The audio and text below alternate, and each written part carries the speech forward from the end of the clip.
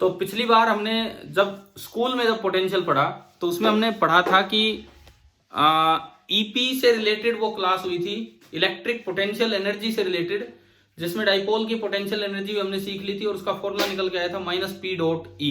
ध्यान है ना सभी को, -P.E। ठीक है, उस पे हमने शायद इस तरह के सवाल भी लिए थे कि उसको रोटेट करवाने में कितना वर्क करना पड़ेगा, या रिलीज कर दें तो काइनेटिक एनर्जी वो कितनी गेन कर देगा, इस तरह की चीजें। अच्छा, सबसे पहले मैं एक जनरल सा केस लेता हूं, बहुत ही जनरल सा केस, कि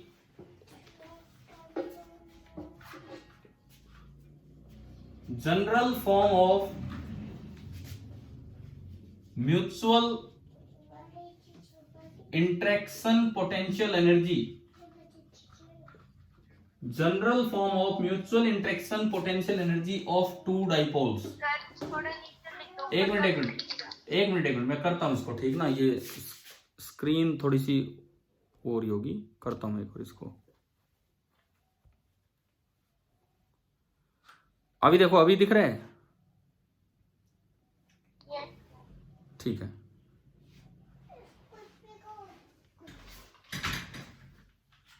आप लोग में वो जो लास्ट में 2 केस कराए थे उसके बाद से ही करा रहे हो ना?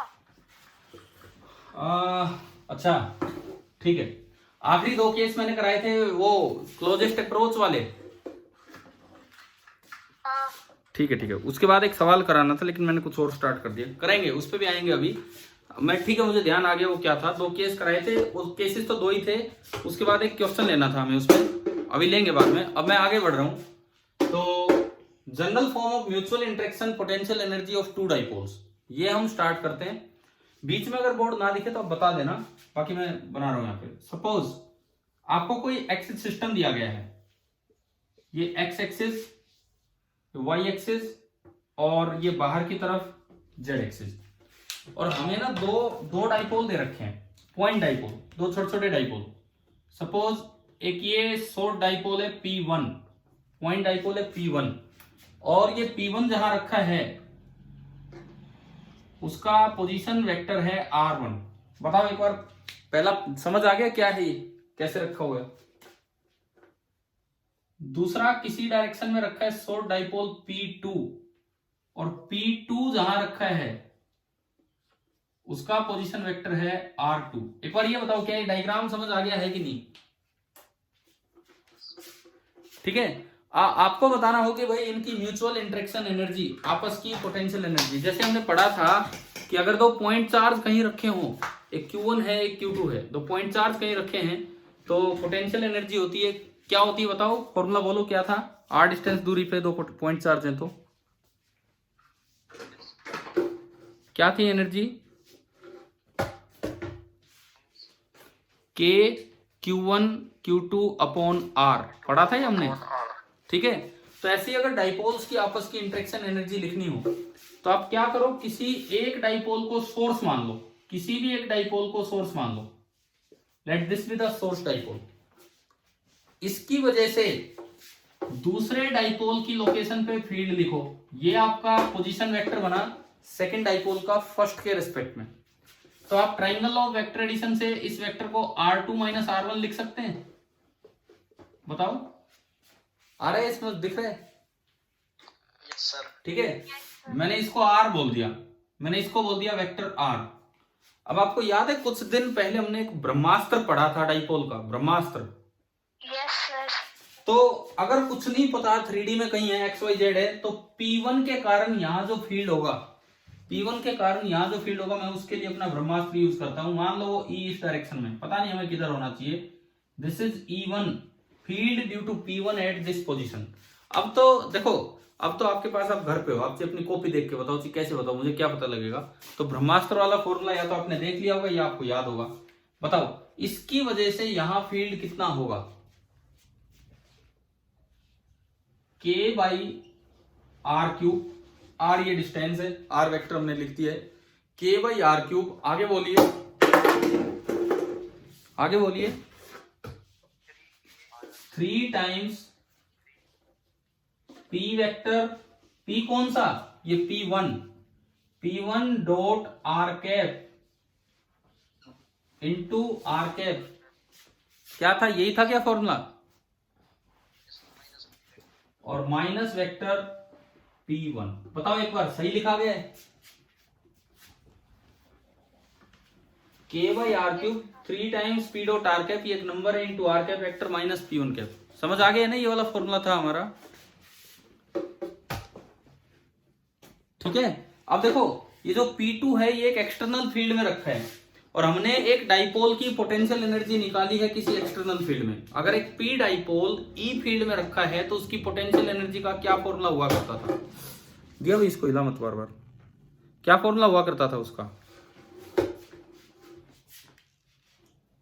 अगर एक P डाइपोल को E फील्ड वाले लोकेशन पे रखा गया है तो उसके U का क्या फॉर्मूला था बताओ, जो लास्ट टाइम डेराइव किया था? Minus P dot E। तो इस E1 फील्ड में P2 डाइपोल रखा है, इस E1 फील्ड में P2 डाइपोल रखा है, तो जो इस सिस्टम की पोटेंशियल एनर्जी बनेगी फाइनली वो बनेगी minus of P2 dot E1, minus of P2 dot E1। समझ आ गया? समझ आ गया जनरली ये कैसे निकालना है? सबसे पहले आप E लिख लो, किसी एक को सोर्स मानते हुए E लिख लीजिए, और उसके बाद उस E के कारण P डॉट E कर दीजिए दूसरे के लिए, वो आपकी पोटेंशियल एनर्जी का जनरल एक्सप्रेशन आ गया। हाँ जी भाई बताओ, समझ आया कि नहीं आया? ठीक है, इसको अब देखते हैं। जरूरी नहीं हर बार ब्रह्मास्त्र यूज करना पड़े, आपको जैसे भी E लिखना है आप E लिखिए, और फिर आप U बराबर माइनस P डॉट E करके आगे निकाल लीजिए। देखते हैं हम। देखो एक क्वेश्चन लेके इस पे बताओ, अगर नोट हो गया है तो आपका। सर अभी रब मत करना। ठीक है, आप लिख लीजिए पहले। फर्स्ट स्टेप ये है, देन सेकंड स्टेप ये है। इस तरह से हम U लिखने की स्थिति में पहुंचते हैं। अरे बच्चों तुम खेल लो बाहर। सर आप कैमरे के सामने बताओ। सर एक बार साइड हो। ले लो।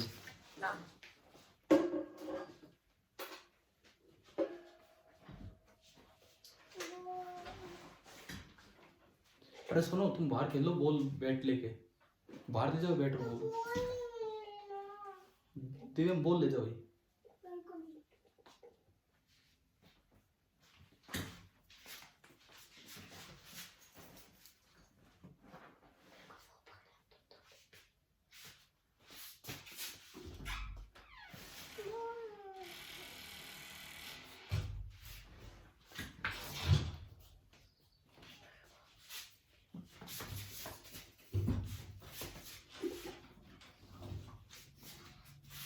हाँ जी, हो गया नोट?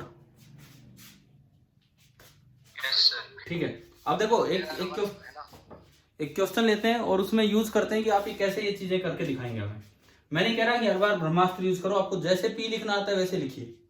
देखते हैं। सपोज आपको ये दिया है कि ये एक डाइपोल है जिसका डाइपोल मोमेंट है P1, शॉर्ट डाइपोल है, पॉइंट डाइपोल, और ये एक दूसरा डाइपोल है जिसका डाइपोल मोमेंट है P2, और दोनों के बीच की डिस्टेंस आपको दे दी R। राइट U, इनकी म्यूचुअल इंटरेक्शन एनर्जी आप लिख के दिखाओ। अभी जो तरीका सीखा है उसके अकॉर्डिंग।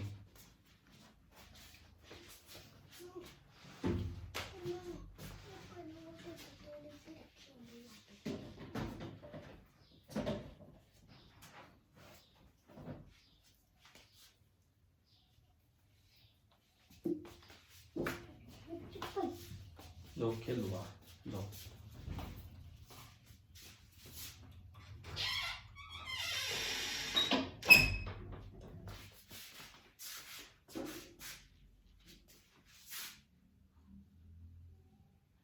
हाँ जी मृगेश बताओ, स्टार्ट हो पाए क्वेश्चन? Yes sir. तो आप ये बताओ, आपने सोर्स किसको माना है? मृगेश यार कैमरा ऑन करो ना, बार बार क्यों ऑफ कर देते हो? सोर्स किसको माना है?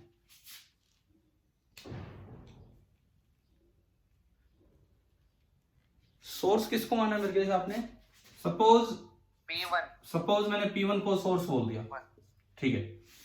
तो इस P1 के कारण मैं अगर यहां फील्ड लिखूं तो P1 के लिए वो पॉइंट एक्सिस पे है कि इक्वेटोरियल पे, P2 वाली लोकेशन एक्सिस पे फील्ड होता है इसी डायरेक्शन में।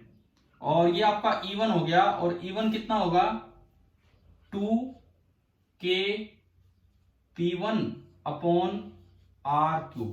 हाँ भाई बताओ, इस टाइप में कोई डाउट है किसी बच्चे को?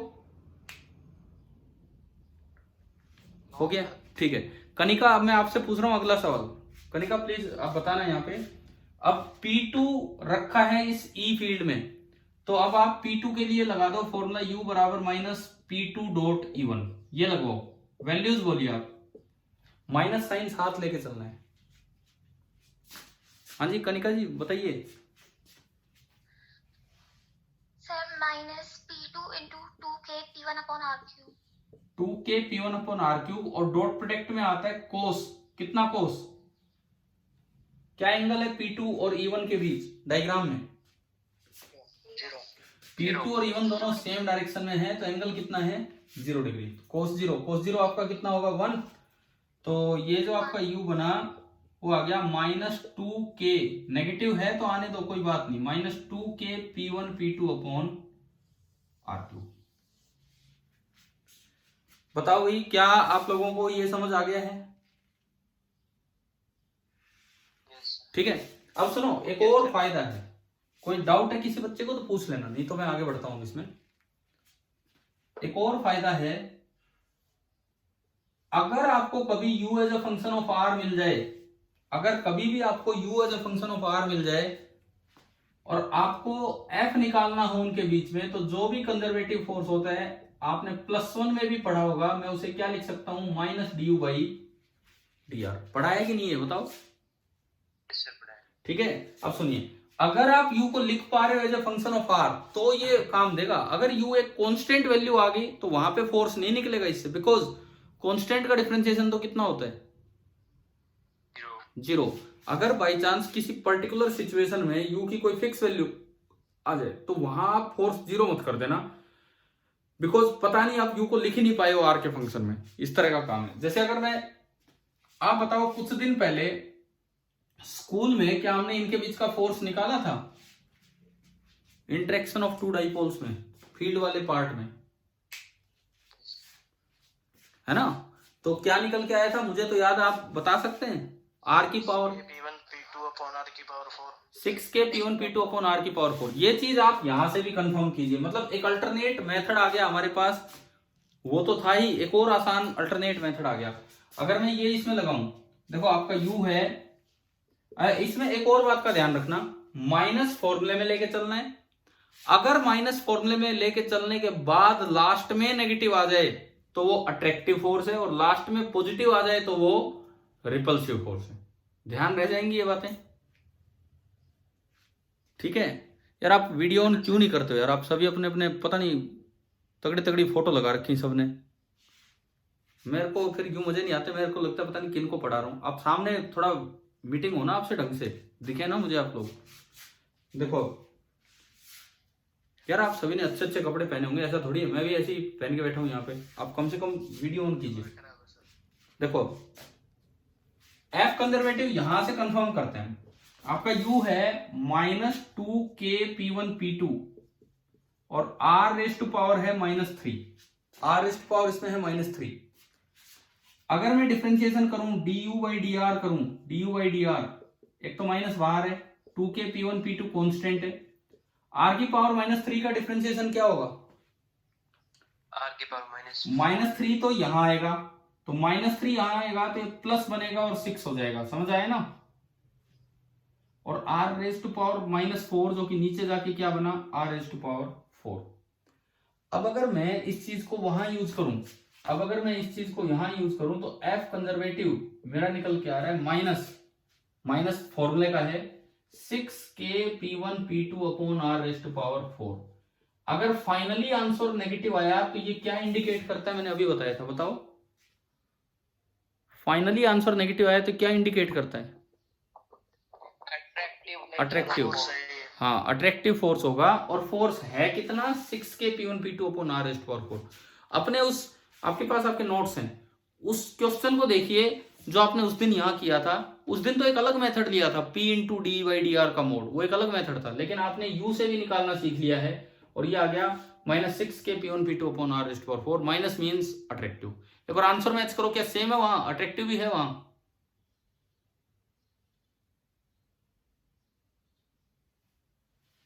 मिला कॉपी में आपको, कहाँ है वो?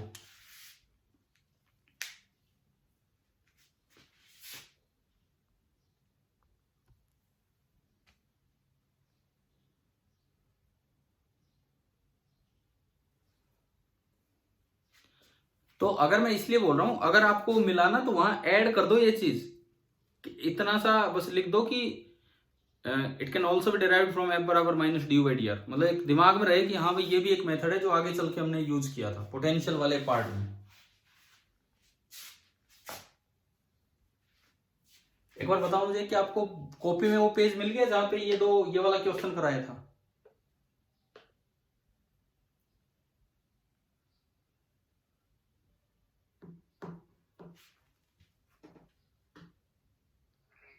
मिल गया? Yes sir. ठीक है, तो उसमें एक हल्का सा पॉइंट ये ऐड कर लेना कि वहां पे ये भी वैलिड है, हालांकि यू लिखना तो हमने बाद में सीखा है, बट वहां पे ऐड कर देना। अच्छा अब एक और बताओ, उसके जस्ट बाद मैंने एक और सवाल करवाया होगा, उसमें डाइपोल कैसे रखे थे? यूं रखे थे, एक यूं और एक यूं, यस सर है ना? अब दूसरा वो लेते हैं, राइट यू के ही हम 2-3 पार्ट लेंगे। आप पहला फिनिश कीजिए, अगर इसमें से कुछ नहीं लिखा है तो, हो गया हो तो मुझे बता दीजिए।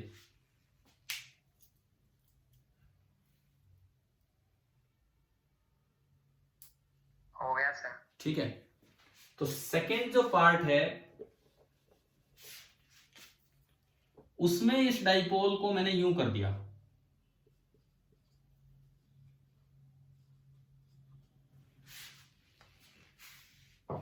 आपको इसका भी आंसर याद होगा, अभी तो आपने कॉपी में देखा है, शायद मुझे याद है 6 की जगह 3 हो गया था, कुछ ऐसा हुआ था क्या उसमें,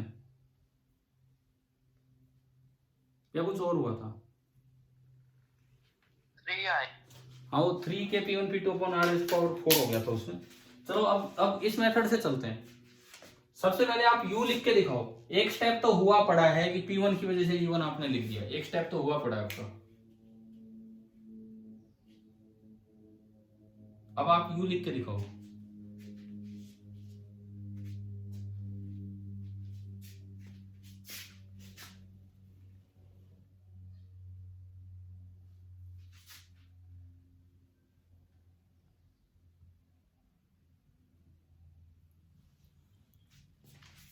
कितना एंगल है P2 और E1 के बीच?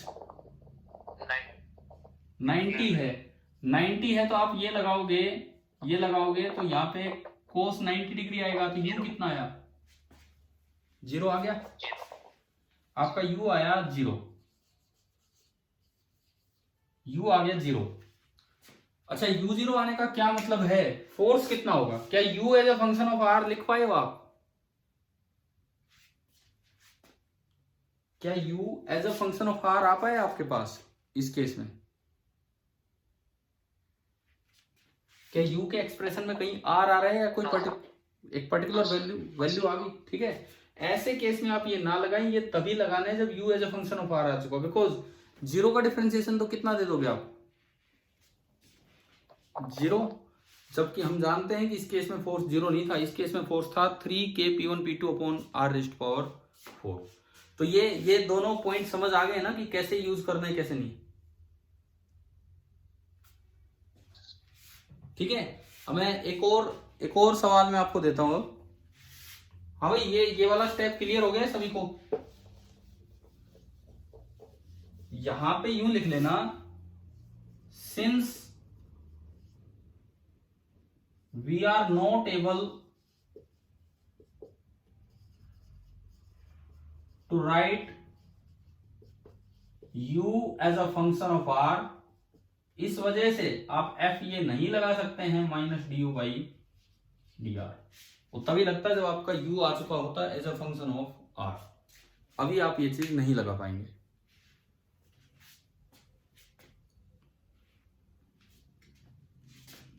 चलें आगे बढ़े।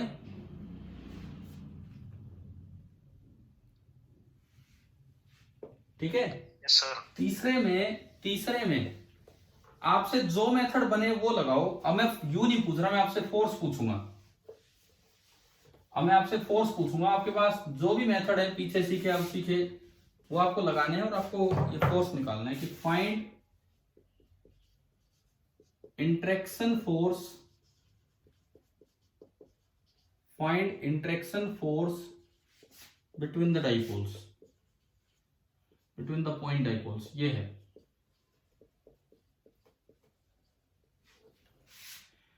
एक डाइपोल यू रखा है P1 और एक डाइपोल यू रखा है P2। ये तो उस दिन नहीं दिया होगा हमने। और इनके बीच की दूरी है R। अब मुझे यहां फोर्स निकालना है कि भाई कितना होगा।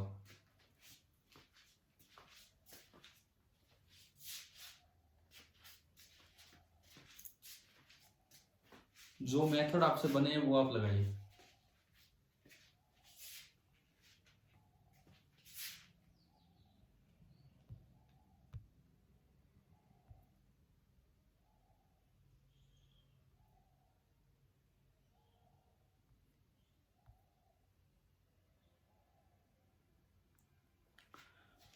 चलो दीपिका, मैं आपसे पूछता हूं कौन से मेथड से शुरुआत कर रहे हो आप, यू वाला मेथड या कोई और?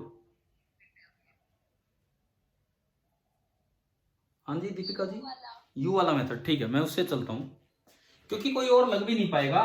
इस डाइपोल का हर एक पॉइंट पे फील्ड की डायरेक्शन कांस्टेंट होना कोई जरूरी नहीं है, तो हम यू वाले मेथड से चलेंगे। वो जो P into D by D are था वो तो तब लगता है जब हर जगह आपको याद होगा डाइपोल ऐसी जगह रखा हो कि फील्ड का मैग्नीट्यूड चाहे चेंज हो, डायरेक्शन सेम रहे। याद आ रहा है कुछ ऐसा पहले पढ़ाया था? ठीक है, तो हम क्या करें, इसको मैंने मान लिया सोर्स।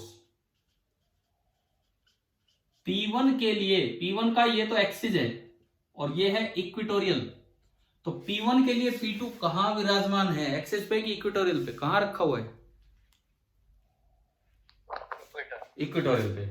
इक्वेटोरियल पे P1 के कारण फील्ड किधर होगा, P1 की डायरेक्शन में कि अपोजिट डायरेक्शन में? अपोजिट, यानी कि ये जो E1 होगा ये इधर होगा और R डिस्टेंस दूर कितना होगा E1, वो माइनस साइन मत लगाना, वो तो डायरेक्शन के लिए था। मैग्नीट्यूड कितना होगा? P upon R cube. हाँ, K इंटू P की जगह P1 अपॉन R क्यूब। लो जी, ये तो आपका आ गया E1। इसके बाद मेरा अगला स्टेप होगा, मुझे U लिखना है। मुझे U लिखना है। अंकित एक बार लिखवाओगे भाई U? बाकी बच्चे भी साथ साथ लिखते रहा करो खुद ही। U बताओ अंकित कितना होगा?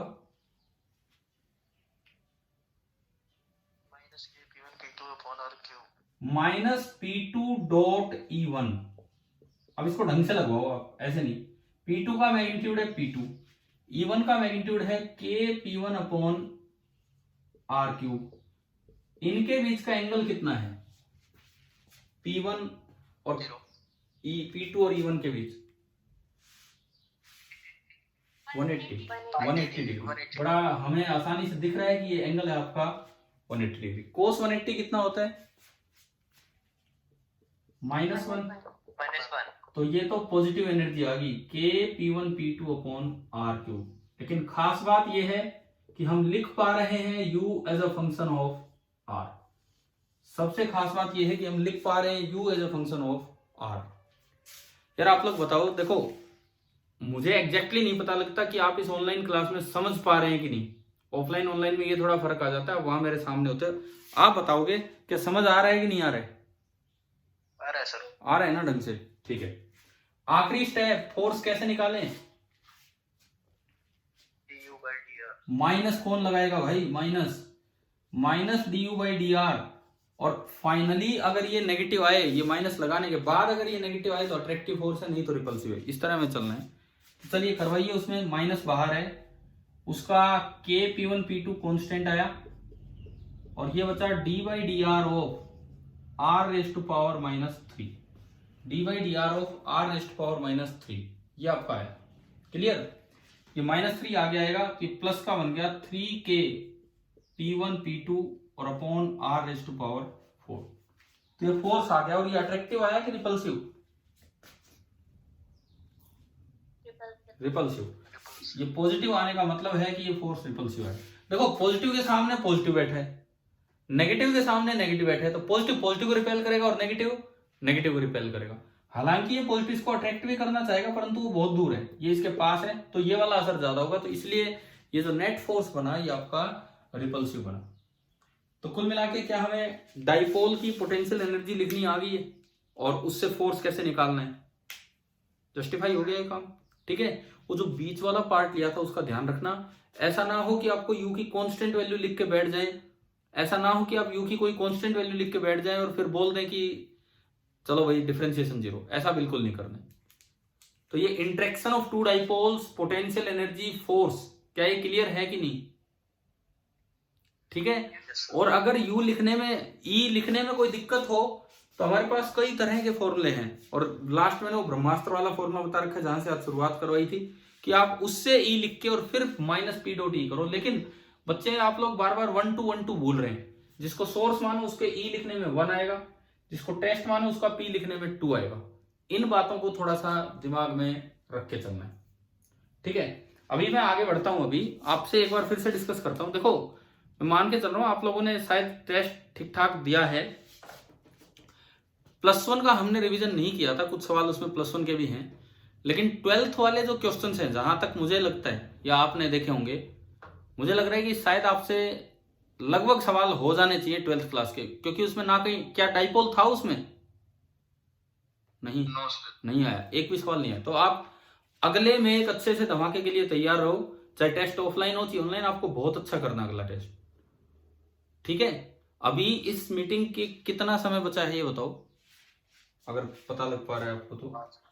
5 मिनट। 5 मिनट है। 5 मिनट बाद ये जैसे ऑफ होगी तो मैं दोबारा लिंक भेजूंगा, आप फिर से ज्वाइन कर लेना और नई क्लास हम स्टार्ट कर रहे होंगे। चलिए इसी में थोड़ा 2-4 मिनट और आगे देखते हैं। तो हमने डाइपोल डाइपोल के आपस का पोटेंशियल एनर्जी और फोर्स निकालना सीख लिया है।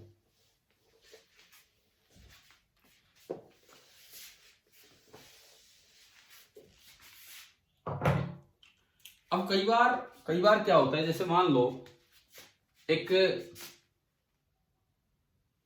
रिंग आपको दी है, यार रिंग इतना इंपॉर्टेंट पार्ट है, रिंग में बड़े अच्छे अच्छे रिजल्ट्स हैं। आपने उसका ई लिखना सीख लिया, उसका वी लिखना सीख लिया। ये बहुत बार डायरेक्ट पूछा जाता है कि रिंग से कितनी दूर फील्ड मैक्सिमम होता है, कितनी दूर मैक्सिमम होता है, R/√2 पे कितना होता है वो हम पुट करके निकाल लेते हैं, किया भी हुआ हमने वो सब, है ना। तो अब ऐसा भी हो सकता है कि उस रिंग के फील्ड में आपने कोई डाइपोल रखा हो कहीं, पहले भी हमने किए थे काम, interaction of ring and dipole किया हुआ है पहले फील्ड के समय, है ना।